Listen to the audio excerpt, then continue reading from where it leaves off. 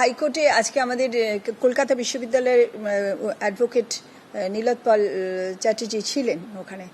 তা আমরা যে প্রথমে অলরেডি তালা দিয়ে ফেলেছি 9টা ক্যাম্পাসের ইউনিয়ন রুমে, সে খবরটা কোর্ট জানতো না, কোর্টকে জানানো হয়েছে এবং স্বাভাবিকভাবে আমার মনে হয় খানিকটা তো বটেই সাহায্য করেছে সিদ্ধান্তটা নিতে, যে অন্যান্য কলেজগুলো যেগুলো পশ্চিমবঙ্গে যে কলেজগুলো রয়েছে সেই কলেজগুলোর ইউনিয়ন রুমেও তালা দিয়ে দিতে, কারণ ইউনিয়ন কেউ এখন হোল্ড করে না, সুতরাং ইউনিয়ন রুমে বসার অধিকার নেই ছাত্রদের।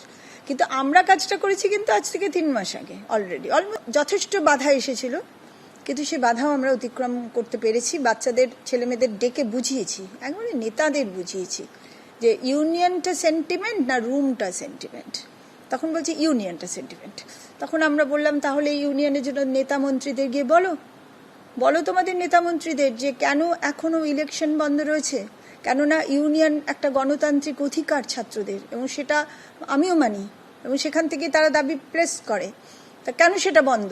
সুতরাং ইউনিয়ন ইলেকশন চালু করতে বলো, এবং ইলেকশন হয়ে গেলে যে জিতে আসবে আমরা চাবি তাদের হাতে তুলে দেব।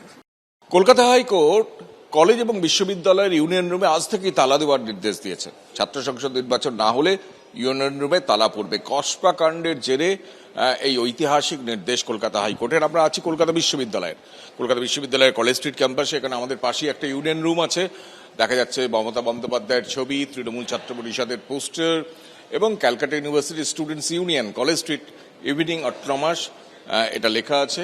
কিন্তু সেই ইউনিয়ন রুম অলরেডি দেখা যাচ্ছে যে তালা বন্ধ, অর্থাৎ রীতিমতো তালা দিয়ে রাখা হয়েছে ইউনিয়ন রুম। কলকাতা বিশ্ববিদ্যালয় কর্তৃপক্ষ জানাচ্ছে যে ইতিমধ্যেই আগে থেকেই এই ইউনিয়ন রুম কিন্তু তালা বন্ধ করে দেওয়া হয়েছে কর্তৃপক্ষের নির্দেশে।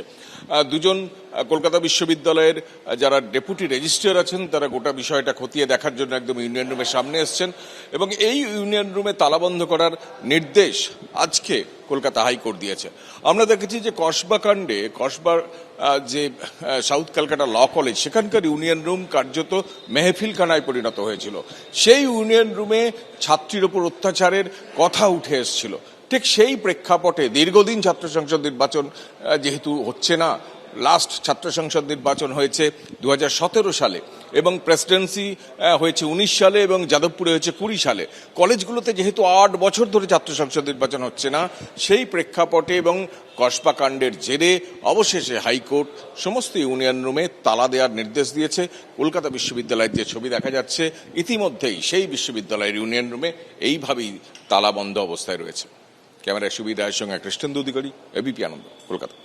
মাননীয় বিচারপতি সৌমেন সেনের যে ডিভিশন বেঞ্চ, সেই ডিভিশন বেঞ্চ সমস্ত কিছু শুনে খতিয়ে দেখে, অনেকক্ষণ ধরে মামলা শুনেছেন, শুনে খতিয়ে দেখে নির্দিষ্টভাবে ডাইরেকশনস দিয়েছেন। উচ্চশিক্ষা দপ্তর আজকে রেগুলেশন জারি করে বলবে গোটা রাজ্যে, through out the state of West Bengal, গোটা রাজ্যে আজ থেকে কোনো ছাত্র ইউনিয়ন অফিস খোলা থাকবে না। I repeat my words again, আজ থেকে গোটা রাজ্যে কোনো অবৈধ ছাত্র ইউনিয়ন অফিস খোলা থাকবে না। দেখুন ওখানে লেখা নেই আনটিল ফার্দার অর্ডার্স, কিন্তু যে মামলার সাথে ট্যাগ করা হয়েছে সেই মামলা হচ্ছে ছাত্র ভোট করানোর মামলা। ফলে সেখান থেকে আমরা ধরে নিতে পারি যতদিন না ছাত্র ভোট হচ্ছে ততদিন অবধি এই নির্দেশিকা জারি থাকবে।